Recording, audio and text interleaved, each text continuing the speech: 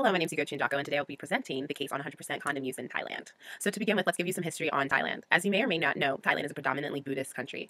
Because of it not being a Christian country, for example, Buddhist teachings do promote different values, of which is tolerance. The sex workers / prostitutes are not stigmatized because of this Buddhist teaching. And because the prostitutes are not stigmatized, this may have an effect on the continuation of the industry within the culture and nation. And boys and men at a very early age, starting from about 13, are exposed to the sex industry. At 16, about 50% of boys at that time are having sex with prostitutes or sex workers. At the university level, about 90% of men are having sex with prostitutes, and this further perpetuates the problem and issue of HIV and AIDS contraction in Thailand. At the time, before their outreach for the 100% condom use began, Thailand was on a mission to end poverty. And in order to end poverty, Thailand figured that they would decrease the population. They would decrease their population growth. During this time, in 1984, Thailand receives its first cases of HIV/AIDS.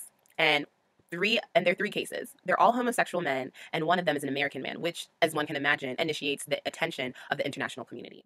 Nevertheless, from 1984 to about 1980, the number of incidents, goes from 3 in 1984 to 100,000 in 1987. However, nothing has been done at this point. The policy has not been implemented, nothing as of yet. The policy is, however, implemented in 1989. But from about 1989 to 1991, nothing occurs. And nothing occurs at this point because basically those in charge are trying to get buy-in from the government. They're trying to get buy-in from sex workers, and they're trying to get buy-in from the sex industry owners, so brothel owners, for example. But in 1991, Prime Minister Anand Payarachun is elected and put in office. And accordingly, he hires Viravaida, also known as Mr. Condom, to help him in implementing this new policy. Mr. Condom becomes an international sensation. He's on CNN. He's on all news broadcasting channels. He is touted both nationally and internationally as a savior of Thailand. Concurrently, Dr.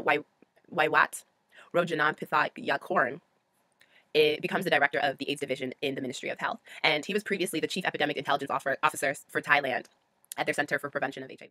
He does have some affiliation with the international community, which I think creates an interesting dynamic. And I think it helps to perpetuate the policy in Thailand.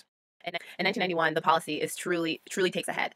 Because of the new prime minister, he is gung-ho for this health reform, because of Mr. Condom, and also because of the new director, Dr. Waiwat. The policy has both positives and negatives. Some of the positives include the fact that the reform leaders use local initiatives. They went to schools. Schools had education programs that would promote good sexual health. They went near institutionalization, or at least it was a huge fad at the time that was working, to be honest. They also had political support, and generally the program was pretty feasible. I mean, you just had condoms and you just had to give them out to people. So the feasibility and the buy-in from the different stakeholders was very important. You know that condom use did increase in the sex industry, so that's great news. There are some negatives of the policy, though.